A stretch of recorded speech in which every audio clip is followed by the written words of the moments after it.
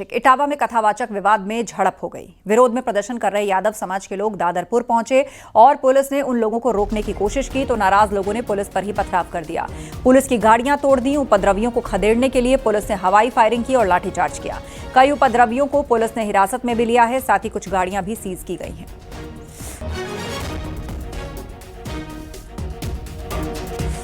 तो यादव समाज से जुड़े हुए बहुत सारे लोग यहां प्रदर्शन करने के लिए पहुंचे, जिनकी पुलिस के साथ झड़प हुई। कई उपद्रवी पुलिस के हत्थे चढ़े हैं। हिंसक झड़प हुई, जिन्होंने पुलिस पर पथराव किया। भीड़ को पुलिस ने खदेड़ा है, उसके लिए पुलिस ने बल प्रयोग भी किया है और इस वजह से यहां पर पुलिस की कई गाड़ियां भी टूट गई हैं। कई उपद्रवियों को पुलिस ने हिरासत में लिया है। उन्होंने पुलिस की गाड़ियों पर पत्थर बरसाए थे। उपद्रवियों को खदेड़ने के लिए पुलिस को फायरिंग तक करनी पड़ी। तस्वीरें आपको दिखा रहे हैं, इटावा से तस्वीरें मिल रही हैं। बहुत सारे उपद्रवी आए और उन्होंने यहाँ पर नारेबाजी शुरू की, पुलिस के साथ हिंसक झड़प की, जिसके बाद पुलिस ने दौड़ा कर उनको वहां से खदेड़ा और जिन लोगों ने पत्थर बरसाए थे या जिन्होंने हिंसक झड़प की थी, कुछ लोगों को पुलिस ने हिरासत में भी लिया है और किस तरीके से वहां लोगों को भगाने के लिए पुलिस को फायरिंग करनी पड़ी वो आप तस्वीरों में देख रहे हैं। उसके बावजूद भी खेत से छिप कर पुलिस पर पत्थर फेंके जा रहे थे। सड़क के दोनों ओर से आप देखिए किस तरह पत्थर पड़ रहे हैं और आगे जो भीड़ है वो भाग रही है। पुलिस ने कुछ लोगों को हिरासत में लिया है।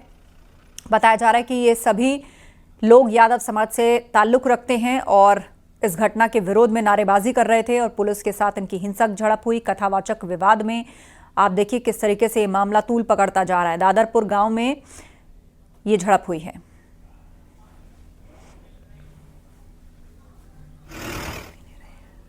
कोशिश की गई थी। इस संदर्भ में कुछ लोगों को हिरासत में लिया गया है। कठोर कार्रवाई सुनिश्चित की जाएगी। मौके पर शांति व्यवस्था कायम है, कहीं भी उपद्रव नहीं है और जिन्होंने यह कृत्य करने की कोशिश की है, विधि के अनुसार कठोर कार्रवाई प्रस्तुत की जाएगी। लेकिन पत्थरबाजी में पुलिस की गाड़ी टूटी और लगभग इतने लोगों की संख्या का हुजूम था जिसको पुलिस में फायरिंग भी कर दी। नहीं, पुलिस ने कोई फायरिंग नहीं की है और कठोर कार्रवाई हम लोग प्रस्तुत कर रहे हैं और अभी पूर्णतः शांति है। कुछ लोग हिरासत में लिया गया है, पूछताछ की जा रही है और कठोर कार्रवाई की जाएगी। यह सुनिश्चित किया जा रहा है कहीं भी कोई अशांति न करे। सर, लेकिन अब गांव दादरपुर में आप लोग किस तरह की सुरक्षा व्यवस्था का इंतजाम करें, क्योंकि ये तो लगातार इस तरह का ये लोग यहाँ फोर्स से ही अलर्ट यहाँ फोर्स तैनात है, पहले भी तैनात थी और गांव के अंदर कोई भी नहीं जा सका है। यह रोड पर कुछ लोग आए थे और जिन्होंने अशांति फैलाने की कोशिश की थी, उसी के अनुसार कार्रवाई की गई है। हिरासत में लिया गया है और कठोर कार्रवाई विधि के अनुसार की जाएगी। सर, कितने लोगों कितने वाहन क्षतिग्रस्त हुए पुलिस के इस घटना में? नहीं, अभी हम लोग देख रहे हैं, वाहनों के बारे में देखा जा रहा है और अभी कुछ लोगों को हिरासत में लिया गया, हिरासत में लेकर पूछताछ की जा रही है। क्या पुलिस के कोई कर्मचारी भी घायल हुए इसमें? नहीं, पुलिस के कोई कर्मचारी नहीं घायल हुए हैं और अभी पूरी तरह जांच की जा रही है। जांच के अनुसार कार्रवाई की जाएगी। गिरफ्तारी की?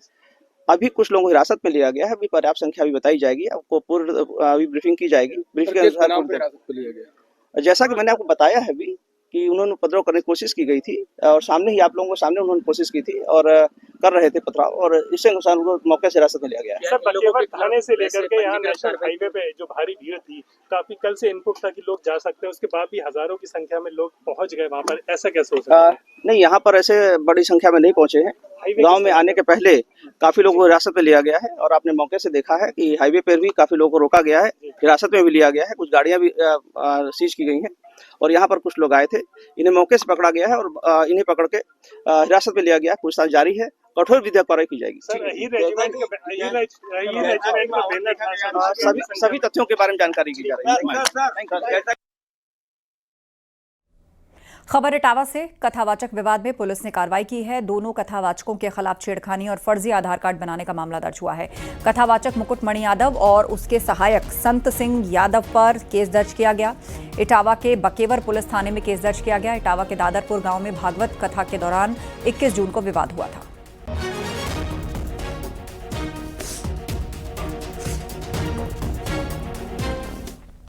वहीं अखिलेश यादव ने इटावा की घटना पर एक बार फिर से सरकार को घेरा। प्रेस कॉन्फ्रेंस कर क्या कुछ कहा, आपको सुनवाते हैं। जेल चले गए लोग, अपमानित हो गए। बताओ, 16 साल की उसकी चुटिया कट गई। 16 साल कितना समय लगता है? 16 साल की चुटिया कट गई, इतना दुखी था बेचारा वो। अब बताओ, किसी चुटिया काट दो तो कैसा महसूस होगा आपको? बाल काट दो, वो तो बात हम कह नहीं रहे हैं कि कैसे पवित्र किया गया। बताओ, अगर ये बात सच है तो काहे कि हम विश्व गुरु हैं? बरेली में कैबिनेट मंत्री धर्मपाल सिंह ने न्यूज 18 से बातचीत की। इटावा में कथित कथावाचक को लेकर विवाद पर कैबिनेट मंत्री धर्मपाल सिंह ने कहा, समाजवादी पार्टी माहौल को खराब कर रही है, ऐसा होने नहीं दिया जाएगा। कथावाचक के साथ जो घटना हुई है वो घटना निंदनीय तो है, लेकिन इस तरीके की जो चीज़ें हैं समाज में, जो समाजवादी पार्टी अराजकता को पनपा कर माहौल खराब करने का काम कर रही है, इसे खराब नहीं होने दिया जाएगा। वहीं डिप्टी सीएम केशव प्रसाद मौर्य ने अखिलेश यादव पर हमला किया और कहा कि 2027 में हम 2017 को दोहराएंगे, समाजवादी पार्टी को समाप्तवादी पार्टी बनाएंगे। 2017 दोहराएंगे यूपी के अंदर और समाजवादी पार्टी को समाप्तवादी पार्टी बनाएंगे। और श्री अखिलेश यादव जी का जो अहंकार है, जो गुंडों के बल पर वो बहुत झूम रहे हैं या घूम रहे हैं, वह गुंडों की गुंडागर्दी अब उत्तर प्रदेश में चलने वाली नहीं। संभल के एसपी सांसद जियाउर रहमान बर्क ने अवैध मस्जिद ढाने पर फेसबुक पोस्ट लिखी। उसमें उन्होंने आरोप लगाया कि बुलडोजर का इस्तेमाल खास वर्ग को कुचलने के लिए किया जा रहा है। उन्होंने कहा कि मुसलमानों की मस्जिदों और दुकानों को अवैध निर्माण बताकर ढाया जा रहा है, जबकि बगैर नक्शे के लाखों धर्मस्थल सरकारी जमीन पर बने हैं। सांसद बर्क ने प्रशासन पर आरोप लगाया कि वो केवल मुस्लिम समुदाय के खिलाफ कार्रवाई कर रहा है।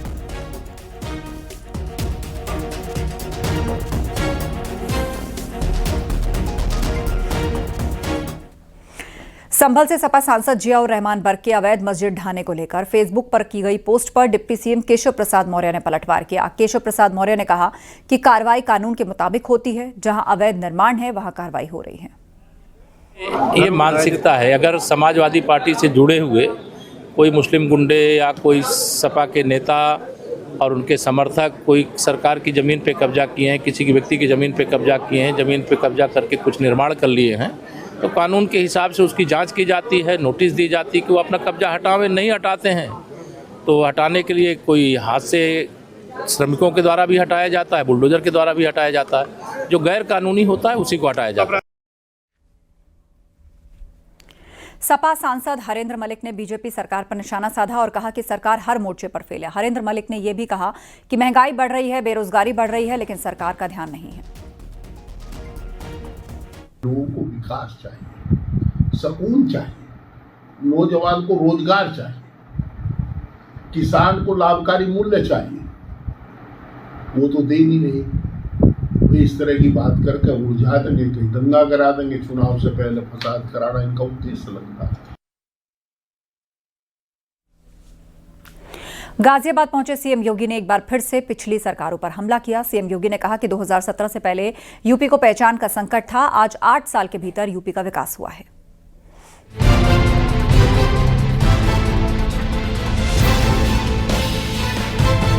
मौका था सीएम योगी के गाजियाबाद दौरे का, जहां सीएम योगी ने एक बार फिर से पिछली समाजवादी पार्टी की सरकार पर बड़ा प्रहार किया और कहा कि पहले पहचान का संकट था, यूपी के विकास में बैरियर था, आज डबल इंजन की सरकार में काम हो रहा है।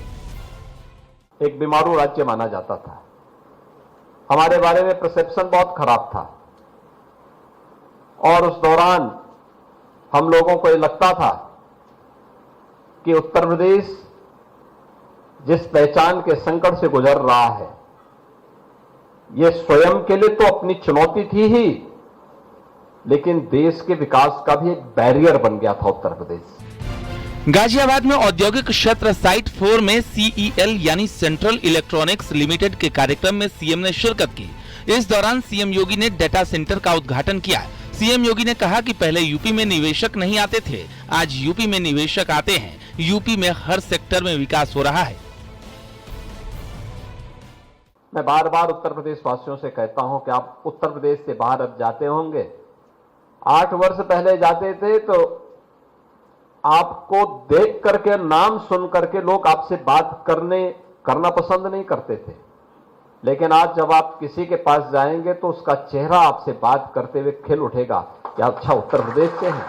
कि कोई राज्य 8 वर्ष में अपनी अर्थव्यवस्था को 2.5 गुना अधिक बढ़ा ले, उत्तर प्रदेश ने इस लक्ष्य को प्राप्त किया है। आपको बता दें कि सेंट्रल इलेक्ट्रॉनिक्स लिमिटेड और ESDS सॉफ्टवेयर सॉल्यूशन लिमिटेड द्वारा तैयार टियर 3 ग्रीन डेटा सेंटर कई खूबियों से लैस है। ये डिजिटल इंडिया और ग्रीन इंडिया को ध्यान में रखकर सस्टेनेबल और भविष्य आधारित डिजिटल इंफ्रास्ट्रक्चर के निर्माण का जरिया बनेगा, जिसका सीएम योगी ने उद्घाटन किया है। Bureau report, news 18 UP Uttarakhand.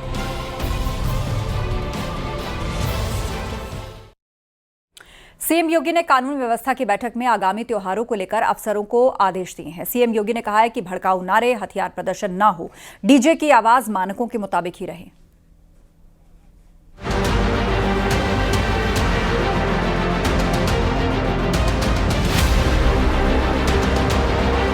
आने वाले त्योहारों को लेकर सीएम योगी ने कानून व्यवस्था की बैठक की। कांवड़ यात्रा और मुहर्रम से ठीक पहले कानून व्यवस्था को लेकर की गई इस बैठक में सीएम योगी ने अधिकारियों को कई आदेश दिए।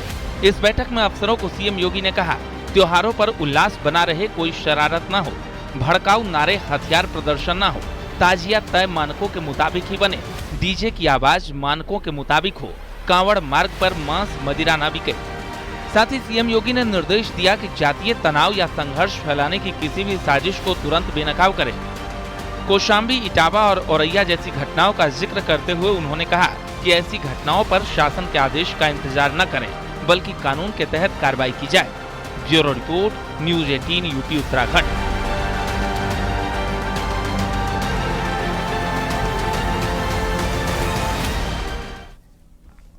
उधर बीजेपी सांसद मुकेश राजपूत ने कांवड़ यात्रा रूट पर दुकानों पर नेम प्लेट लगाने की मांग की। उन्होंने कहा कि ढाबों पर नेम प्लेट भी लगे, जिस पर समाजवादी पार्टी ने भाजपा पर निशाना साधा और पूछा कि बीजेपी सभी धार्मिक आयोजनों में वोट बैंक क्यों ढूंढती है।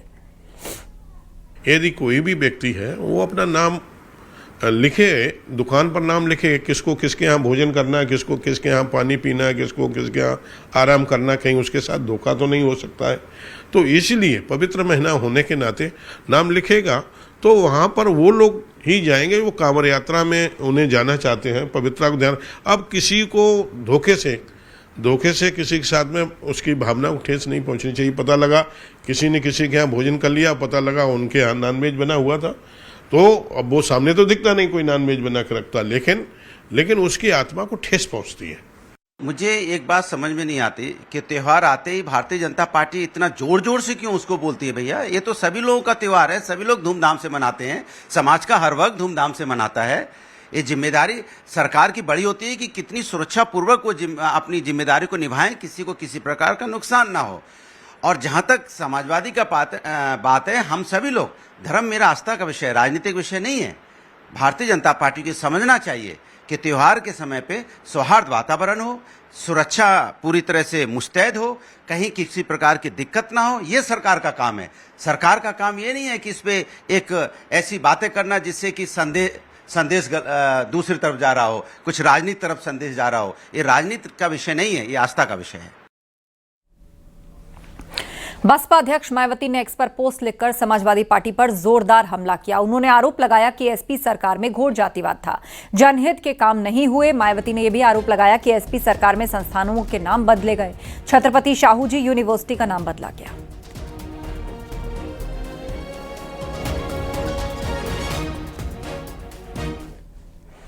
एक तरफ मायावती अखिलेश यादव पर हमले कर रही हैं, तो दूसरी तरफ अखिलेश यादव ने संकल्प लिया और कहा कि शाहू जी के रास्ते पर चलेंगे।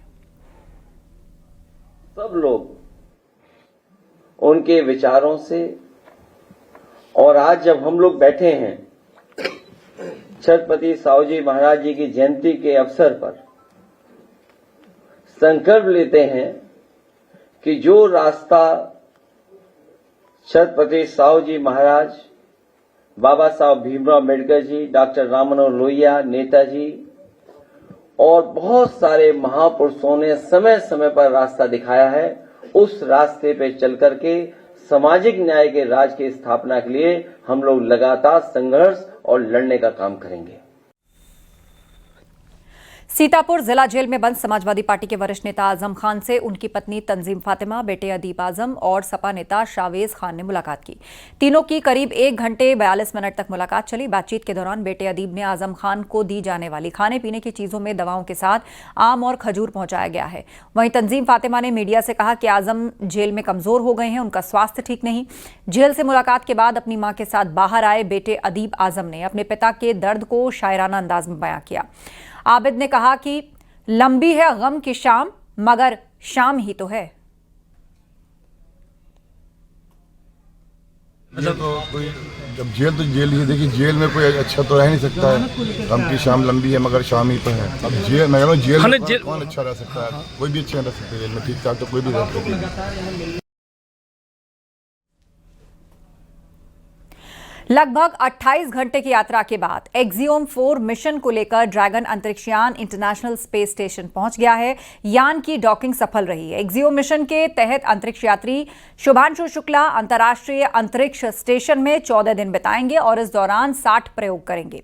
भारतीय अंतरिक्ष यात्री शुभांशु शुक्ला का SpaceX dragon capsule international space station पहुंच चुका है और अंतरिक्ष यान करीब 28.5 घंटे की यात्रा के बाद आज शाम 4:30 बजे ISS से जुड़ा। स्पेसएक्स के फाल्कन 9 रॉकेट ने दोपहर 12:01 पर एक्सियोम 4 मिशन के अंतरिक्ष यात्रियों को लेकर फ्लोरिडा के कैनेडी अंतरिक्ष केंद्र से ISS के लिए सफल उड़ान भरी थी।